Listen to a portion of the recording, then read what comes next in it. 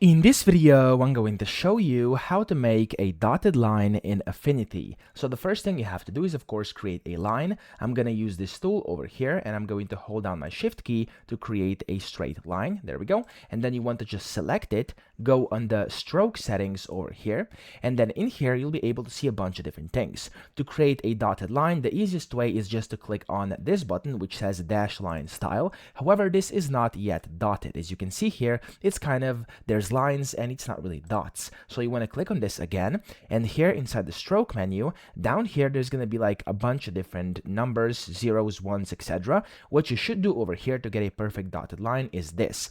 This first number is going to determine how wide these dots or these lines are. So if I go ahead and put this to 0.1, press enter, now they're looking more like dots, as you can see here. And if I put this to, for example, 2 over here and enter, this is going to basically determine the area that's in between them, so the spacing. And if I now zoom in, as you can see, these pretty much are now dots. Okay, so that's how we create a dotted line. I hope this video helped you out. If it did, please subscribe to the channel and help me out as well.